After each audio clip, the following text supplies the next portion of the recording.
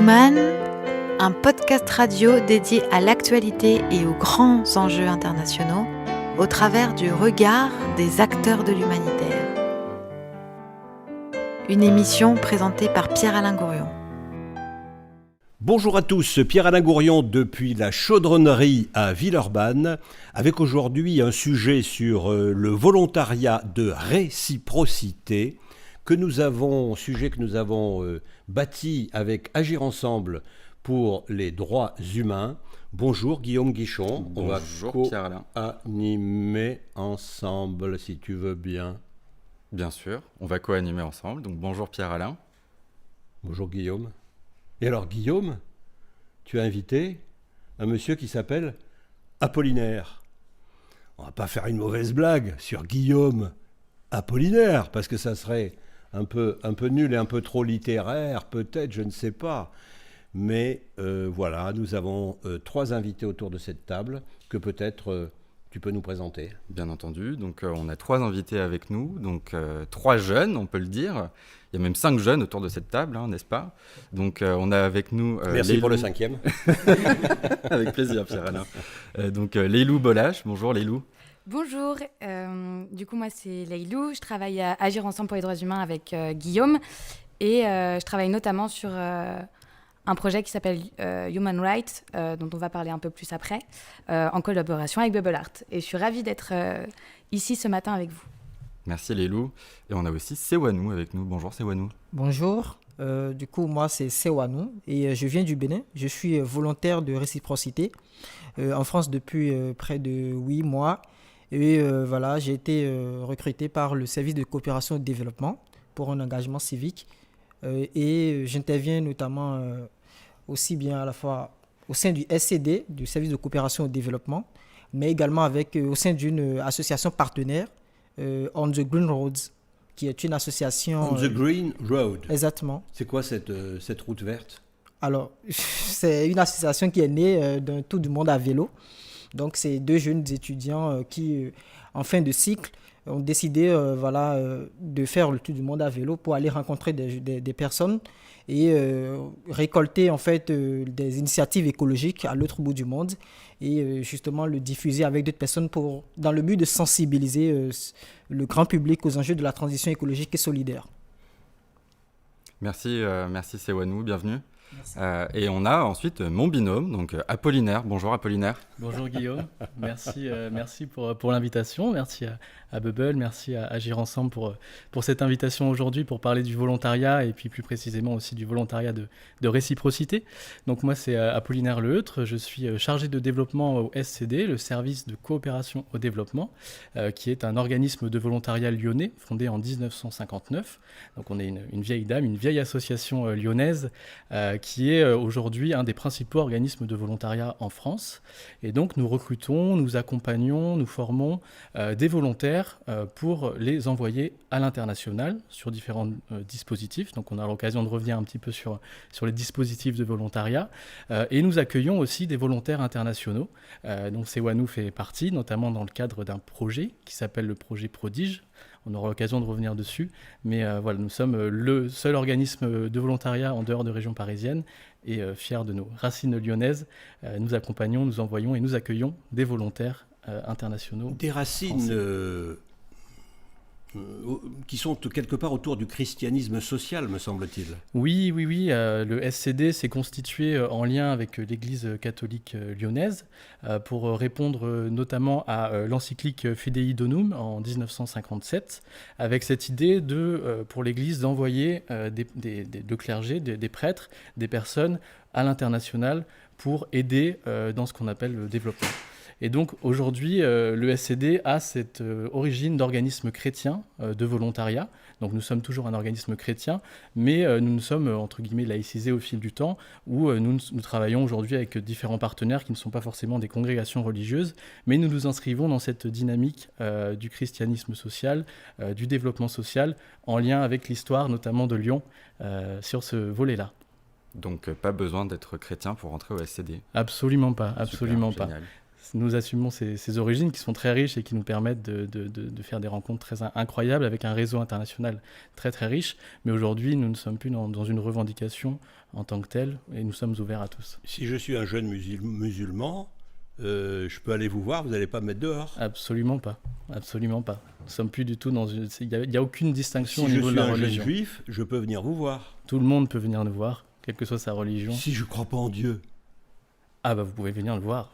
Vous pouvez venir nous voir, tout le monde est le bienvenu dans des valeurs autour de l'engagement. Nous sommes sur des valeurs de l'engagement, de citoyenneté, de solidarité internationale, quelle que soit la religion, la couleur de peau ou la nationalité. Super. Bon, moi, je suis très heureux, en tout cas, de vous avoir aujourd'hui avec Pierre-Alain pour cette émission.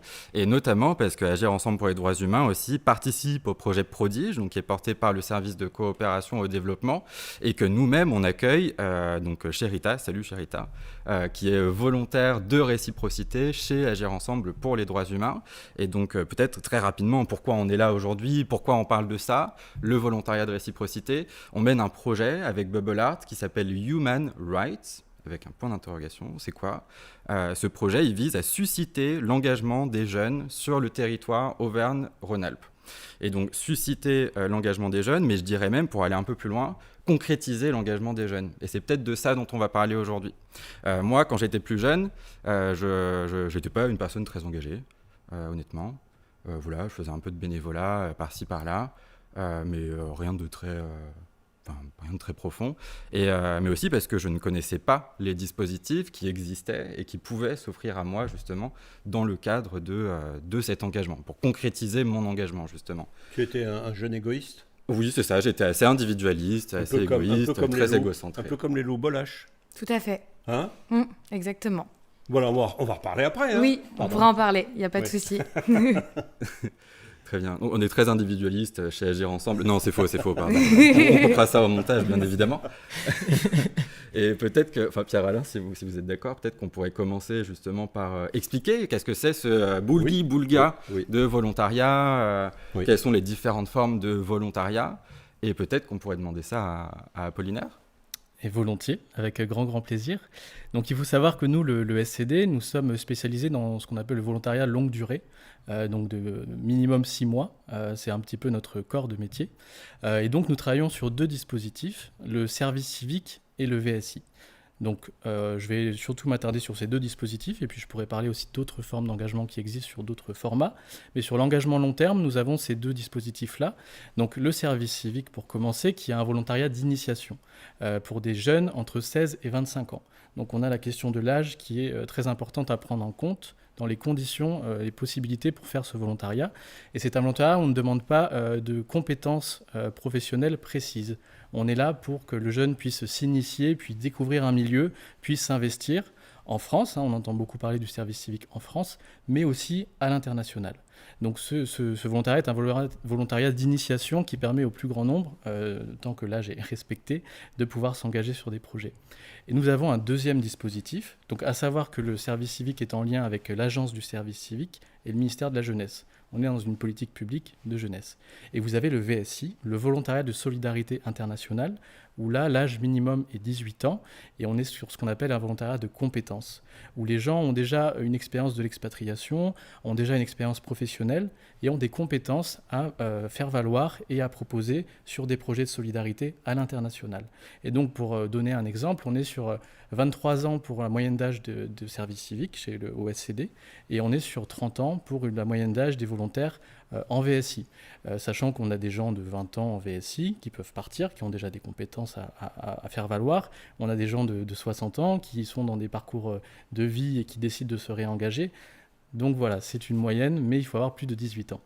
Juste une question alors sur le VSI, c'est-à-dire le volontariat de solidarité internationale, c'est bien ça? Exactement. Donc là, moyenne d'âge 30 ans. Pour nos volontaires OSCD, donc là, on n'est plus du tout dans une politique à destination des jeunes.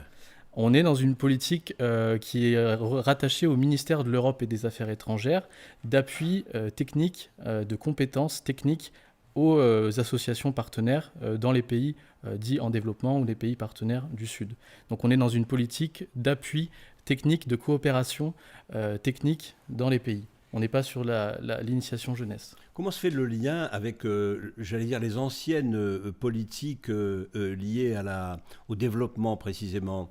C'est pareil, c'est la même chose? C'est une nouvelle appellation pour un ancien contenu, ou bien c'est quelque chose de radicalement nouveau? Il y a un lien avec ce qu'on appelait les coopérants à l'époque, justement, de cette politique publique-là. Donc il y a un lien, et c'est en partie un prolongement, on va dire, de cet esprit d'accompagnement technique de coopérants. On est dans une politique publique qui est en lien avec le ministère de l'Europe et des Affaires étrangères. Donc concrètement, le VSI est un outil aussi de rayonnement pour le ministère et pour la politique étrangère de la France. Donc on s'inscrit dans cette dynamique-là, sachant que le ministère de l'Europe et des Affaires étrangères finance, participe, subventionne ces politiques-là. Donc on est dans le cadre de la politique étrangère, de la politique de coopération. Là où pour le service civique, nous sommes sur une politique jeunesse. Voilà, c'est intéressant parce que ça fait le lien aussi avec tous les enseignants qui s'exportent d'une certaine manière à l'international et qui font partie, oui, de cette manière qu'a la France d'essayer, bon an, mal an, avec des succès et avec des échecs, de rayonner sur la scène internationale, de faire rayonner la langue également, la francophonie, puisque voilà, ça fait partie quelque part de ce que l'on exporte, et c'est mieux d'exporter ça quelque part que des armes, non? Une plus-value humaine plus intéressante selon moi. Ouais. Mais d'ailleurs, au-delà de cette notion de rayonnement, est-ce qu'avec le volontariat de solidarité internationale, mais aussi le volontariat de réciprocité, on n'est pas dans une dynamique d'échange, on n'est pas juste dans l'exportation d'un modèle d'engagement et de citoyenneté? Est-ce que, en fait, là, vous n'êtes pas en train de construire une sorte de citoyenneté globale au service de coopération et développement? Complètement, puisqu'on est sur un engagement, donc comme je ne disais pas en lien avec la religion ou avec l'identité, on est sur la question des valeurs partagées et des valeurs d'engagement.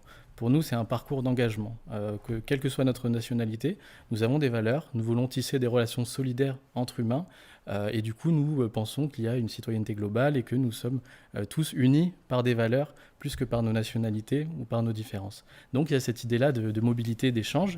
Et il faut savoir qu'historiquement, donc, tout ça s'est construit sur un rapport nord-sud, d'envoi de volontaires français dans les pays dits du Sud. On peut totalement remettre en question ce rapport nord-sud, mais on a cette historique-là. Et aujourd'hui, par la réciprocité, on essaie justement de contrebalancer et de tendre vers quelque chose de beaucoup plus équilibré. Les personnes du Sud ont tout à nous apprendre, tout à nous apporter, et sortir de cette logique toujours historiquement très descendante et que l'on remet en cause et qui ne nous appartient pas. Donc aujourd'hui, avec les projets de réciprocité, on envoie des services civiques, mais on peut aussi, grâce à la loi, maintenant accueillir des services civiques internationaux en France, dans le cadre du projet Prodige notamment. Et on envoie des VSI, donc depuis 2005, c'est la loi de 2005 sur le VSI, et on va pouvoir, à partir de la fin d'année, voire l'année prochaine, accueillir des VSI de réciprocité. Donc on a ces dispositifs qui vont dans un sens, mais qui sont en train de s'équilibrer pour aller vers plus d'accueil. Quelques mots peut-être sur le projet Prodige. Vous avez employé ce terme à deux occasions. Qu'est-ce que c'est le projet Prodige? Je ne sais pas qui veut répondre. Le projet Prodige est un projet donc, porté par le service de coopération et développement qui a été mis en place dans sa première phase en 2019. C'est un projet qui dure 3 ans et qui est en train de se clôturer. On aura la clôture du projet notamment à l'Hôtel de Ville le mois prochain, l'Hôtel de Ville de Lyon. Et donc c'est un projet qui vise à promouvoir les objectifs de développement durable. Donc les objectifs de développement durable, c'est des grands objectifs définis par les Nations Unies dans ce qu'on appelle l'agenda 2030 qui vise à atteindre, donc sur la santé, sur l'eau, sur l'éducation, il y a plusieurs objectifs de développement, d'atteindre un niveau qui nous permet d'être dans un monde plus durable et plus humain. Et du coup, ce projet a été construit sur de l'accueil de volontaires de réciprocité. Donc on a 72 volontaires internationaux sur 3 ans qui viennent en France pour travailler sur les ODD, les objectifs de développement durable.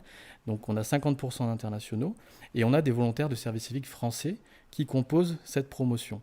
Donc chaque promotion, 50% internationaux, 50% français. On a des volontaires qui viennent d'Amérique du Sud, d'Afrique, d'Asie. C'est un projet qui est très multiculturel et qui est très intéressant. Et en fait, les volontaires, donc sur une année classique, font une mission de service civique chez un partenaire lyonnais pendant 3 jours par semaine. Donc Sewa nous parlait de On the Green Road, qui est notre partenaire sur le projet. Il faut savoir qu'il y a une 60aine d'associations engagées sur ce projet. C'est un très très gros projet. Et donc pendant 3 jours, chaque volontaire a une mission individuelle chez un partenaire associatif. On travaille avec Lagonette, avec Villeurbanne, avec des collectivités, avec des associations, avec différents acteurs du territoire, avec Agir Ensemble notamment. Et puis 2 jours de formation en gestion de projet autour des objectifs de développement durable. Donc on a vraiment un temps individuel et un temps collectif pour les volontaires.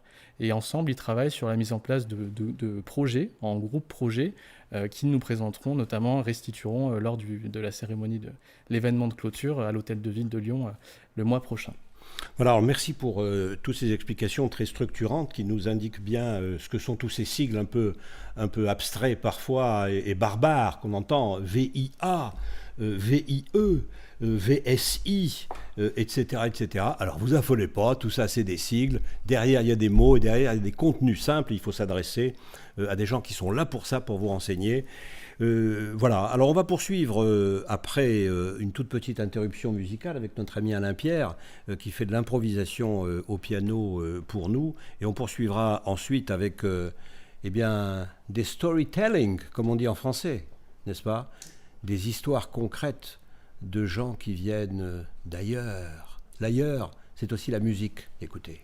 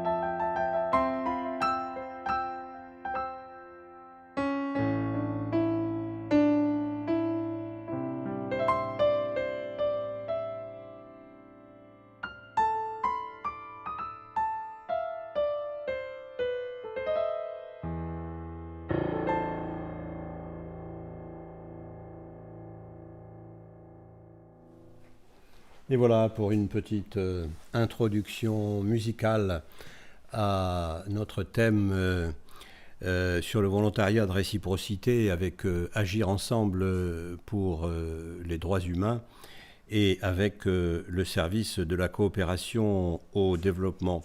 Alors, Sewa-nous Ebo, merci encore d'être avec nous et de faire tout ce long chemin depuis votre Bénin natal. Je vous en prie.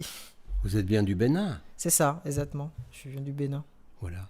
Vous savez, je pense à ces statuettes béninoises, cet art magnifique de votre pays, dans ce qu'on appelle le cadre de l'art qu'on disait autrefois tribal et qu'on dit aujourd'hui premier, les arts premiers. Voilà, toute cette culture africaine que souvent nous méconnaissons.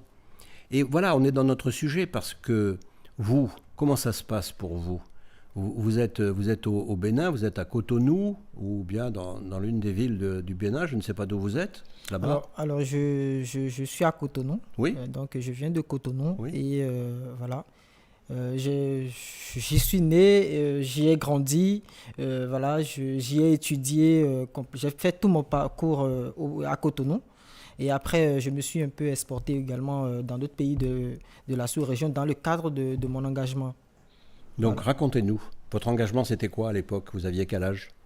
Disons que si mon engagement aujourd'hui continue, c'est parce que voilà, justement, il a débuté depuis que j'étais sur les bancs Donc, depuis le cours secondaire, moi, je travaille déjà avec des associations. J'étais déjà quelqu'un de très engagé dans les actions de développement, tout ce qui est sensibilisation, éducation à la citoyenneté, à l'éco-citoyenneté, à la solidarité internationale.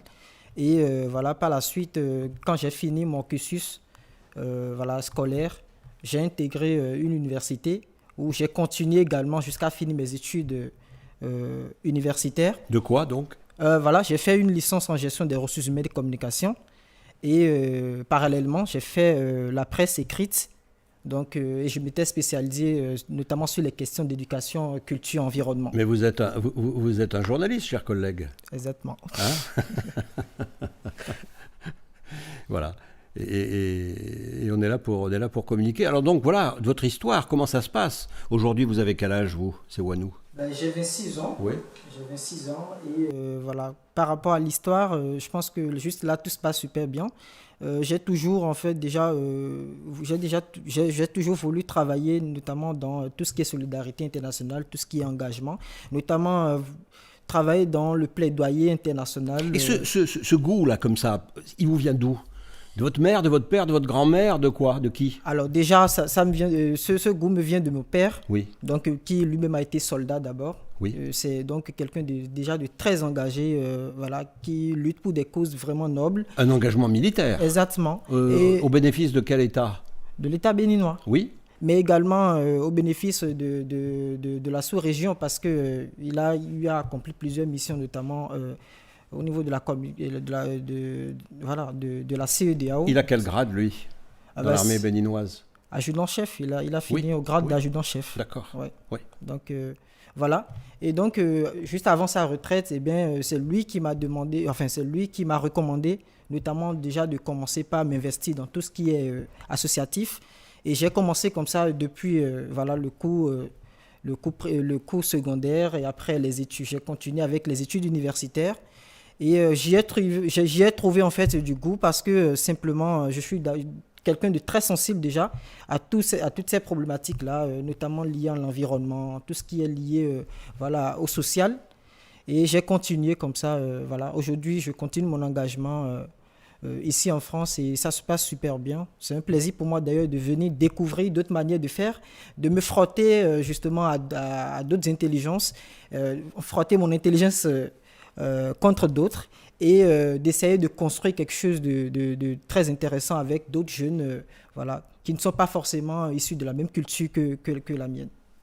Quand Apollinaire Leheutre, tout à l'heure, nous parlait de citoyenneté internationale, vous vous y retrouvez, vous? Totalement.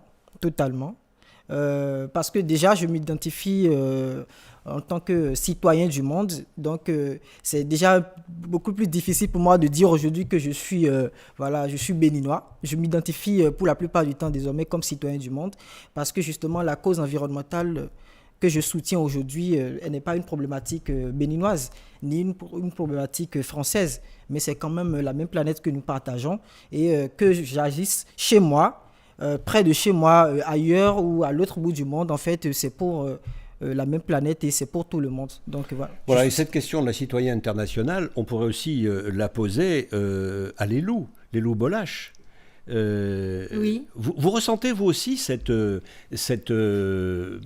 spécificité moderne? Est-ce que vous ressentez le fait d'appartenir à une sorte de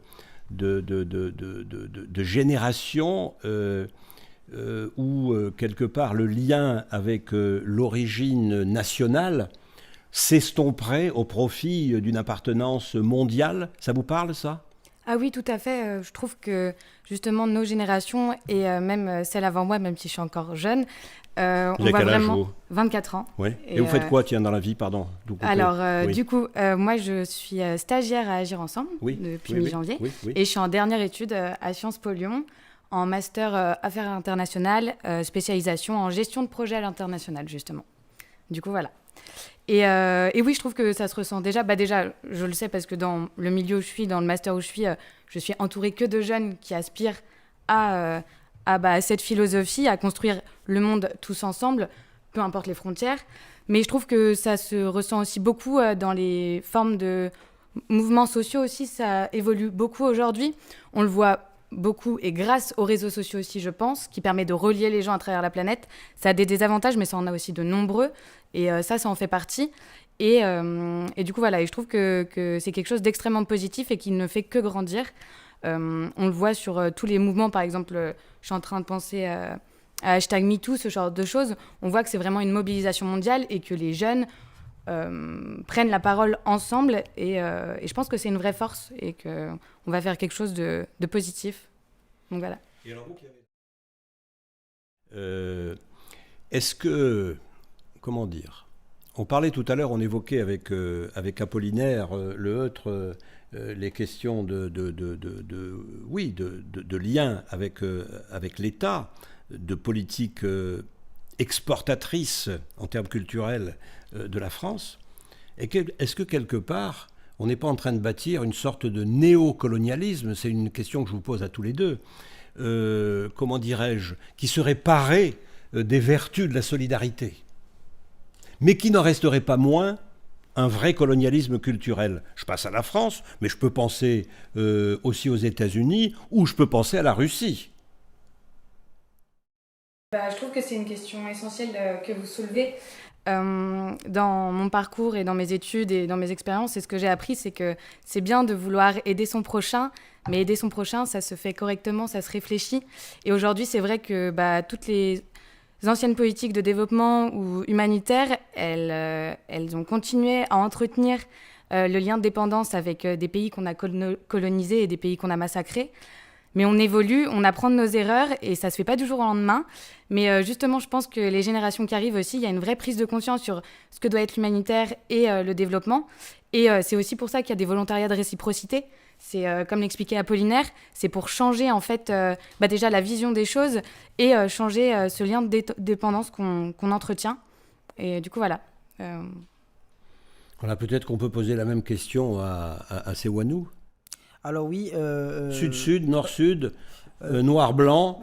Comment on s'y retrouve là-dedans? Non, mais aujourd'hui, parler de néocolonialisme, oui, on pourrait le dire. On pourrait le dire aussi. Mais ce qui est intéressant et qui me semble important à garder aujourd'hui, c'est ce tir qui est en train d'être totalement rectifié à travers de programmes qui permettent également à des jeunes en fait, du Bénin ou de l'Afrique, quand même, de ces pays du Sud-là, de venir également en échange ici et de vraiment construire des choses formidables. Moi, je partirais beaucoup plus sur, un esprit de solidarité aujourd'hui entre les nations, entre les jeunes du monde entier. Et c'est ça ce qui est intéressant aujourd'hui, sur lequel il faut vraiment se pencher et penser vraiment à développer cela davantage. Voilà, merci. Vous pensez que les jeunes s'engagent suffisamment aujourd'hui ? Alors oui, déjà, ça m'a surpris déjà de voir qu'ici en France, déjà, que énormément de jeunes, enfin plein de jeunes en fait, soient aussi engagés à ce point.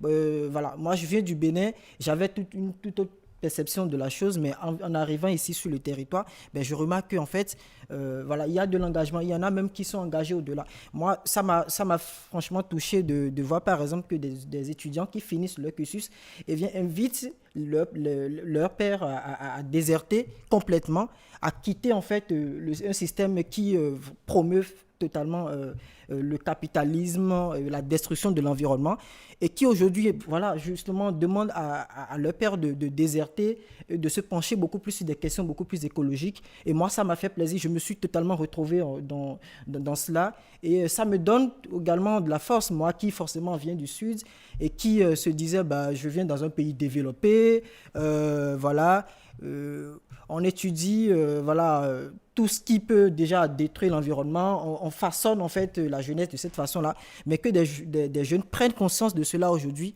et décident vraiment de lutter contre ce système-là. Déjà, dans les centres de formation, dont ils ont bénéficié totalement du soutien également, moi je trouve ça super intéressant, ça me donne la force de continuer également dans mon engagement et je pense que la jeunesse aujourd'hui prend conscience davantage de toutes ces problématiques-là et a envie de s'engager davantage, que ce soit sur le plan associatif mais également sur le plan politique et c'est déjà très intéressant ça je trouve. Ouais. Et ceux qui ne s'engagent pas, vous leur dites quoi? Parce que vous dites qu'il y a beaucoup de gens qui s'engagent, mais il y a beaucoup de gens qui ne s'engagent absolument pas. ou qui s'engagent dans la drogue, ou qui s'engagent enfin bon, on va pas citer tout ce qui ne paraît pas parfaitement conforme à ce qu'on pourrait appeler notre doxa, la morale sous-jacente qui est derrière ce que l'on fait. Comment vous leur parlez à cela ? Alors évidemment, je ne vais pas leur jeter la pierre. Je vais dire que voilà, il reste un grand travail de sensibilisation à faire à ce niveau. Tout le monde aujourd'hui n'est pas forcément sensibilisé. Vous voyez, même dans le système éducatif, on commence déjà par inclure en fait, l'éducation à l'éco-citoyenneté déjà, dès le primaire. Je pense que ça va amener les gens à prendre beaucoup plus conscience. Et également, moi, sur le terrain, j'ai eu à remarquer en fait à rencontrer des personnes qui, malgré le fait qu'aujourd'hui la problématique environnementale, les causes environnementales grandissent aujourd'hui, des personnes qui forcément ne s'y intéressent pas, non pas parce que ils ne veulent pas, mais simplement parce qu'ils n'ont pas eu la chance en fait d'être sensibilisés à ce genre de sujet. Des personnes qui vraiment n'ont pas forcément ne sont pas entourées des gens en fait qui sont engagés également. Donc moi, ce que je vais demander simplement, c'est que le travail de sensibilisation que mènent les associations aujourd'hui, les jeunes engagés aujourd'hui, que ce travail-là continue, soit soutenu également au niveau de l'État surtout, et que réellement le changement ne viendra pas forcément en fait pas uniquement en fait des actions que mènent les associations, mais c'est également au niveau politique. Si déjà au niveau politique les choses ne changent pas, qu'une réelle prise de conscience aujourd'hui ne naît pas déjà au niveau politique et que des actions concrètes, des lois soient réellement votées pour vraiment encadrer en fait le système capitaliste là. Pas encadrer, mais disons contrer en fait ce système capitaliste là aujourd'hui qui détruit davantage l'environnement. Forcément, les actions que mènent les associations, les jeunes engagés sur le terrain contribuent à quelque chose, mais on sait tous que ça ne suffit pas. Donc oui, demander aux gens de s'engager davantage, que la sensibilisation soit soutenue au niveau de l'État, que les actions qui sont menées aujourd'hui soient, on ne va pas parler de reconnaissance, mais vraiment soutenues, quoi. Donc c'est ce que j'ai à dire. Ne pas être dans la naïveté. La naïveté, simplement, ouais, je pense, ouais. Regardez le monde en face. Exactement. Écoutez la musique.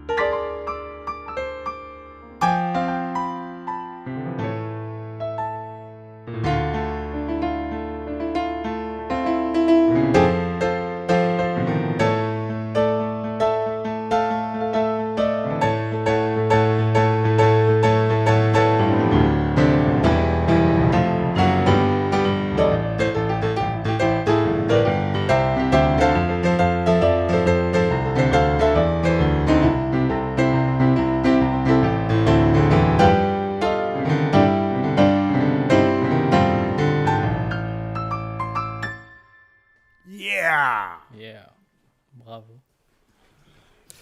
Bon, on va passer avec Leilou. Leilou, on parlait de naïveté, mais vous n'êtes pas naïve. Je pense que vous êtes une personne totalement consciente. Je ne sais pas si conscient, c'est l'inverse, l'antonyme de la naïveté, peut-être. Vous êtes à Sciences Po. Comment vous êtes arrivée à Sciences Po Alors, c'est un parcours un peu particulier. J'ai terminé le lycée à 17 ans et moi je voulais devenir maquilleuse dans le cinéma. C'était un rêve depuis que j'étais petite. parce que j'ai toujours été attirée par le milieu du cinéma et des arts. Et je me suis rendu compte justement pendant cette année de formation que j'avais surtout envie de faire un métier dans lequel je me sentais utile, même si c'est un très bon métier, mais dans lequel j'ai l'impression d'aider les autres et un métier engagé. Et du coup, après cette première année, mes parents m'ont soumis l'idée de faire un service civique, ce que j'ai fait. Donc pendant 9 mois, j'étais en mission en service civique en tant qu'engagée de la jeunesse à l'AFEV, qui est une association lyonnaise du coup, qui travaillait sur 2 volets, à la fois la promotion de l'engagement de la jeunesse, comme on fait aujourd'hui justement, et la lutte contre les inégalités socio-éducatives dans les quartiers prioritaires de Lyon. Et en fait, cette année, elle a été extrêmement bénéfique pour moi, parce que avant, j'avais beaucoup de mal à parler, j'étais très timide, et j'avais très peu confiance en moi. Et en fait, cette expérience m'a énormément aidée, parce que j'ai dû, par exemple, aller dans des universités, dans des amphithéâtres de 300 personnes et prendre la parole devant tout le monde. Et en fait, comme je savais que c'était un volontariat, que c'était de ma responsabilité, je me suis beaucoup plus engagée que, par exemple, à l'école où on y va parce qu'on a l'impression qu'on doit rendre des comptes ou faire quelque chose. Et en fait, j'avais vraiment ce sentiment de responsabilité et qui m'a poussée, en fait, à explorer mes limites, à dépasser mes limites plutôt. Et voilà. Et du coup, ça a été une année très positive. Et j'ai eu la chance aussi de participer à l'Institut de l'engagement. Donc, pour expliquer, l'Institut de l'engagement, c'est un organisme qui, chaque année, promeut 500 jeunes en France qui ont fait soit un volontariat, soit un bénévolat très long. Et du coup, moi, j'ai eu la chance de postuler. Et en fait, cet organisme vous aide, quand vous sortez d'un volontariat, à réaliser votre projet d'avenir en quelque sorte, soit à postuler à un emploi, qui peut être un peu compliqué, soit à reprendre vos études, parce qu'ils sont en partenariat avec plein d'écoles différentes à travers la France, soit créer votre entreprise. Et moi, j'y suis allée un peu de façon au hasard, en me disant j'ai envie de reprendre mes études, mais cette fois-ci, quelque chose qui corresponde au métier que j'ai envie de faire. Je ne savais pas exactement ce que je voulais faire, mais je voulais faire quelque chose qui m'ouvrirait des portes dans la solidarité internationale. Et du coup, j'ai pensé à Sciences Po Lyon. Et donc, j'ai eu la chance d'être prise à l'Institut de l'engagement après plusieurs étapes. À la fois, d'abord, il y a un dossier écrit, puis après, un oral. Et puis après, on m'a mis en contact avec l'administration de Sciences Po. J'ai repassé un oral et j'ai eu le bonheur d'être prise. Et c'est comme ça que je me suis retrouvée aujourd'hui en 5e année en gestion de projet à l'international. Et je poursuis encore mon parcours chez Agir Ensemble. Et grâce à mon service civique, où j'ai un peu approché la gestion de projet, j'ai trouvé ma voie. Et c'est pour ça que je trouve que c'est très important d'en faire un quand on est un peu perdu. Parce qu'après le lycée, des fois, on nous demande de savoir ce qu'on veut faire. Et c'est vrai que ça nous aide. Et vous voulez plus être maquilleuse ? Non, mais à mes heures perdues, je maquille des copains, je maquille des amis, et c'est très voilà, bien. parce que moi je vous le dis tout de suite, on vous propose un stage de maquilleuse à Bubble Art, comme ça on pourra maquiller nos invités. Il y en a qui nous disent, mais il y a une maquilleuse, elle est où là ? Alors, on a des gens qui font le son, ils sont là. On a des gens qui font l'image, ils sont là. Et on les remercie tous parce que ce sont aussi des services civiques, ce sont aussi des jeunes et ce sont aussi des bénévoles. Et on les remercie peut-être pas suffisamment. En tous les cas, votre parcours, oui, il est intéressant. Et il est intéressant de constater que l'Institut de l'engagement vous amène à faire ce type d'études supérieures à Sciences Po. C'est pas un itinéraire en effet banal. Oui. Parce qu'en principe, le petit Sciences Po, la petite Sciences Po, j'allais dire la fille à marier, pardonnez-moi, voilà, elle sort de sa famille, boum, Sciences Po, hop, hop, hop, hop. Non, là, vous passez par autre chose. Et je trouve que ce parcours-là est fort intéressant. De même, ce que vous dites sur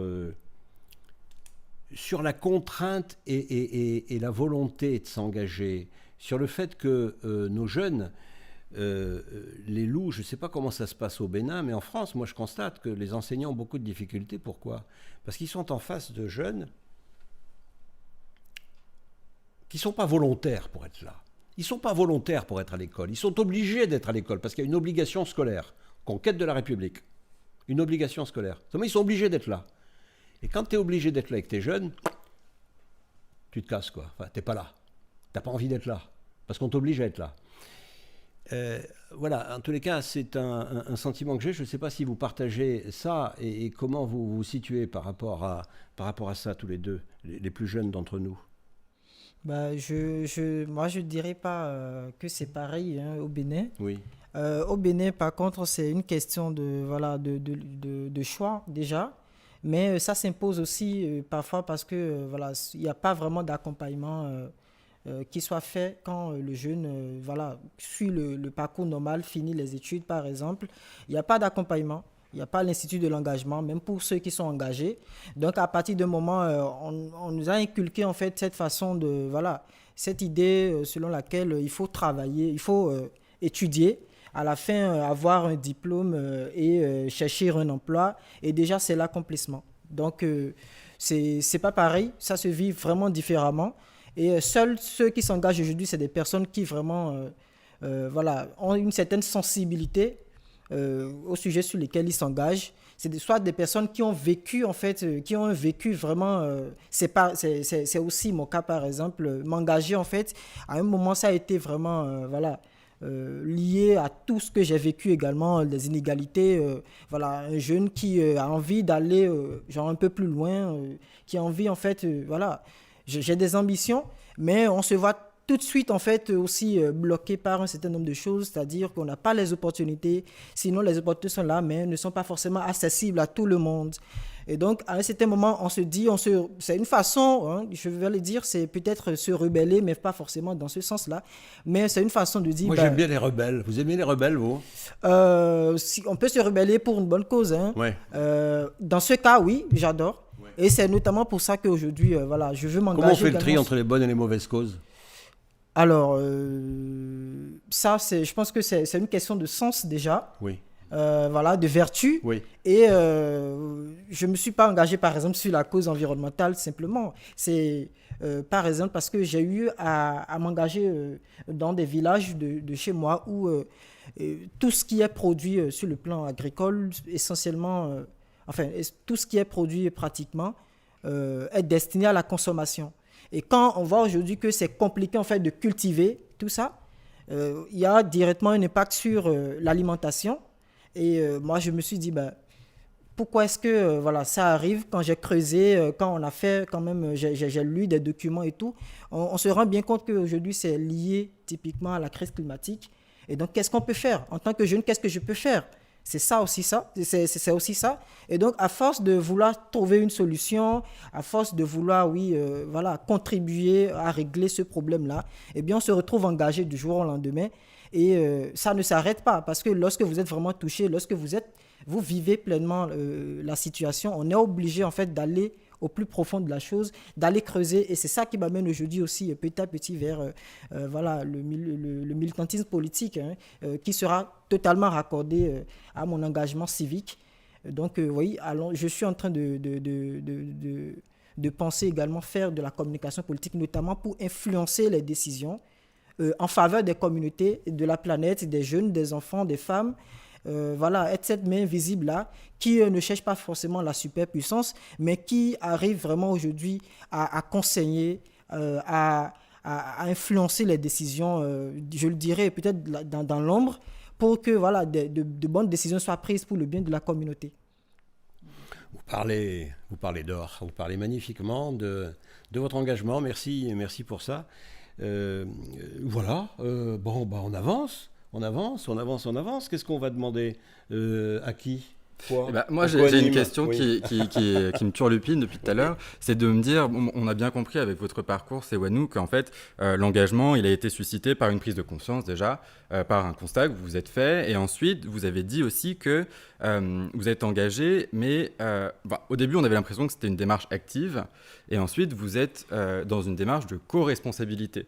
Vous êtes engagé parce qu'on vit dans un monde où il est nécessaire que les jeunes s'engagent. Exactement. Et du coup, là, mais vous, Sewanou, mais aussi vous, les loups, dans votre engagement actuel ou dans un passé très proche, est-ce que ça vous a apporté quelque chose, justement, et comment vous allez transformer cet engagement vers l'avenir? C'est-à-dire, est-ce qu'il ne s'agirait pas, au fond, de transmettre cet engagement?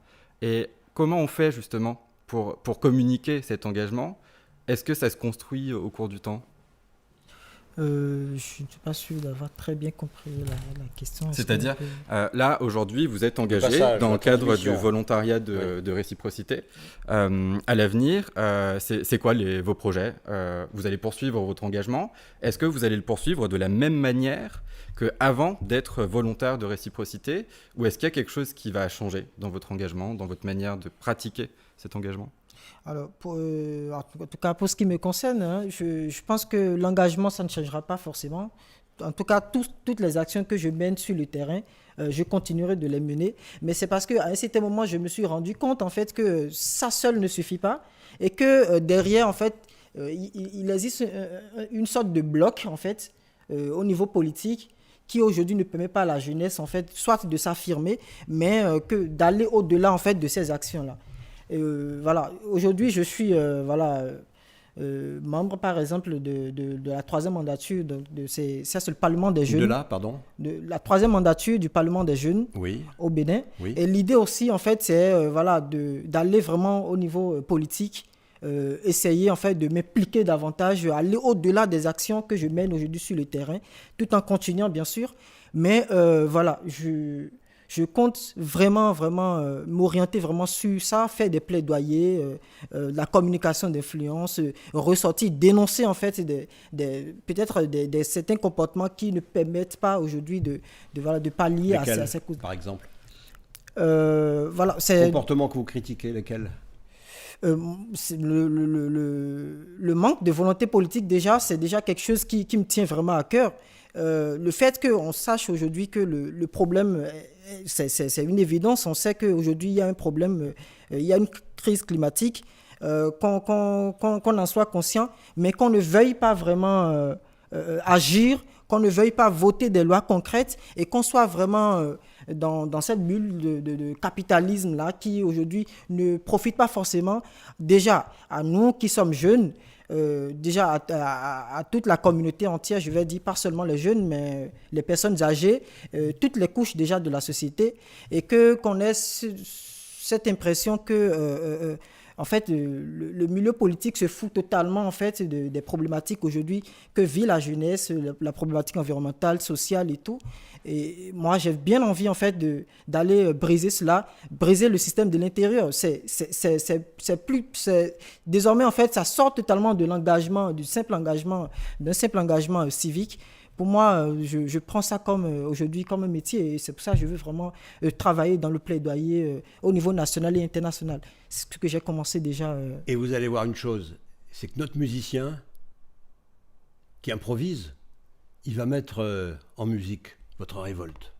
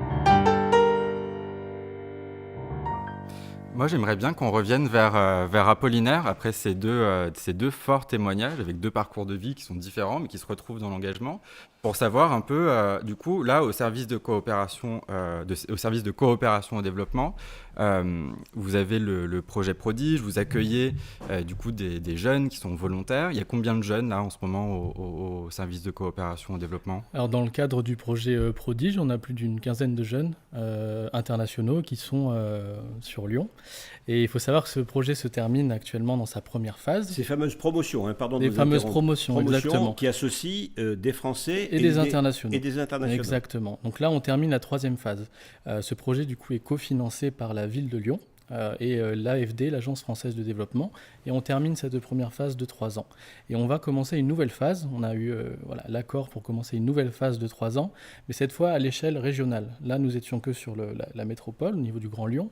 Et là, nous allons essayer, avec beaucoup plus de volontaires en volume, d'essaimer l'accueil de volontaires de réciprocité sur d'autres territoires, notamment sur la Loire, avec un autre partenaire de l'UFCV 42, et avec l'ADOS en Dromardèche, avec cette idée d'internationaliser les territoires par l'accueil de volontaires internationaux et de sortir du Grand Lyon et d'aller sur un plus grand nombre de territoires, au plus proche de ces problématiques. Ok, donc on est très heureux d'apprendre que cette initiative de volontariat de réciprocité va durer et perdurer dans l'avenir, du local au global. Et du coup, là, les jeunes du territoire Auvergne-Rhône-Alpes, si moi j'ai 18 ans, je suis jeune, je veux m'engager, j'ai pas de compétences, j'ai pas de diplôme, je fais comment pour participer à Prodige ? Là, concrètement, on est sur du service civique, donc il n'y a pas besoin de compétences, donc vous pouvez vous engager. Il y a quand même l'idée de montrer pourquoi on souhaite s'engager, mais sans prouver de compétences. Donc si vous avez envie, il va y avoir justement, le SCD va diffuser des offres de mission à partir de la rentrée. Donc je vous invite à suivre un petit peu éventuellement sur nos réseaux sociaux ou sur notre site internet les offres de mission du projet Prodige. Réseaux sociaux, ça veut dire quoi ? Facebook, LinkedIn, Instagram. Un petit peu. Voilà. D'accord. Et notre site internet, du coup, www.scd.asso.fr. Et nous diffuserons via nos partenaires et dans nos réseaux ces offres de mission de service civique au niveau Auvergne-Rhône-Alpes. Et alors, comment on fait avec parce que vous disiez tout à l'heure, cette réciprocité, ce rapport nord-sud, sud-nord, réciproque, on n'est pas là, nous, pour aller donner des leçons, etc. On va écouter, on va recevoir et on va intégrer des jeunes internationaux qui viennent de différents pays. Seulement, toutes les structures nationales, évidemment, ne sont pas faites de la même manière. Et je veux dire, quels sont les partenaires que vous allez trouver dans les différents pays ? On peut prendre l'exemple du Bénin, mais on peut prendre des quantités d'autres exemples que certainement vous avez à l'esprit. Guillaume, est-ce qu'on va trouver en face des structures qui vont nous permettre de faire ces échanges et d'organiser des choses de manière positive et structurante pour vous ?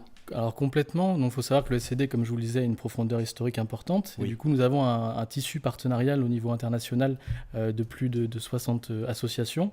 Et donc, nous nous appuyons sur nos partenaires internationaux pour identifier, repérer et que les jeunes puissent, via ce canal-là de nos partenaires internationaux, postuler sur ce projet. On est aussi partenaire de France Volontaire, en fait, qui est l'opérateur de l'État au niveau du volontariat. Et France Volontaire a ce qu'on appelle des espaces volontariat dans plus d'une vingtaine de pays, donc des bureaux en Afrique, en Asie. Ça marche comment, France Volontaire ? C'est une dépendance du ministère des Affaires étrangères ? Donc c'est un GIP, un groupement d'intérêt public. Donc c'était une association initialement, l'Association pour les volontaires du progrès, et qui au fur et à mesure est devenue une structure parapublique. Et c'est en train de s'acheminer là dans ces derniers mois justement en tant que vraiment sous la tutelle du ministère de l'Europe et des Affaires étrangères. Voilà. Et ça regroupe en fait c'est une plateforme qui regroupe toutes les associations de volontariat engagées sur l'international. Donc nous, le SCD, nous sommes membres de la plateforme France Volontaire. Donc ils ont un rôle de plaidoyer, ils ont un rôle de rassembler les problématiques des associations de volontariat, et donc ils ont des espaces volontaires aussi sur lesquels on peut s'appuyer pour identifier les jeunes et leur permettre de rejoindre le projet Prodige. Et vos partenaires dans les différents pays, je crois que vous travaillez dans une 50aine de pays, j'ai noté 49 pays sur votre site, fort bien fait au demeurant, Merci. Vraiment. Avec des éléments historiques, des éléments concernant la formation, l'accompagnement des volontaires, etc. Donc, dans ces 50 pays très divers, j'ai noté essentiellement l'Afrique, l'Amérique du Sud, et puis des morceaux en Indonésie et côté de l'Inde, pour vos implantations géographiques. Vous allez travailler plutôt avec des associations partenaires ou plutôt avec des États, ou les deux à la fois? Avec des associations partenaires. La grande majorité, ce sont des associations partenaires dans le cadre de la réciprocité. Et ce sont les associations partenaires qui vont vous mettre en relation avec l'État national? Non, alors l'État du pays en soi, il faut savoir que dans certains pays, il y a des agences nationales du volontariat. Donc là, ce sont un interlocuteur de l'État national qui est là pour promouvoir l'engagement volontaire et qui, en coopération avec France Volontaire, nous aide à repérer des volontaires. Mais dans les autres cas, il n'y a pas forcément de lien direct avec les pays partenaires. Voilà, en tout cas, Guillaume, de magnifiques perspectives pour de futures émissions sur la traçabilité, quelque part, de toutes ces magnifiques voyages que vous offrez, que vous nous offrez, que vous offrez au monde, parce que c'est grâce à vous, et c'est par votre intermédiaire que passera la transformation des personnes, dont j'ai noté qu'elle était... quelque part, l'idée force de votre association Apollinaire Le Heutre. Peut-être qu'on pourrait terminer sur cette idée de transformation des personnes comme moteur de l'action, parce qu'on a besoin d'être transformés tous, y compris les vieux, j'allais dire surtout les vieux, pas que les jeunes, hein, d'être transformés parce que ce monde, il bouge vite. Allez, le mot de la fin. La transformation individuelle et personnelle permet justement de changer, de transformer le monde dans un parcours d'engagement. Et par exemple, au SCD, nous sommes quasiment tous des anciens volontaires. Et nous sommes aujourd'hui salariés. Et donc, nous continuons ce parcours à travers la sensibilisation parce que c'est quelque chose qui nous anime intérieurement. Et changer soi-même permet aussi, du coup, de changer le monde. Voilà. Qu'est-ce qu'on fait? Les loups. Comment on termine? On termine en musique? On termine par, par un mot d'espoir? On termine par votre futur? Vous voulez faire quoi, vous, après? Moi, qu'est-ce que je veux faire après? Oui. Qu'est-ce que je veux faire après? Je veux voyager et je veux aider. Voilà. Et c'est tout. Et voilà. Et danser. Bon. Et danser, voilà. Si la musique arrive. Et danser, comme la musique arrive, vous avez tout compris.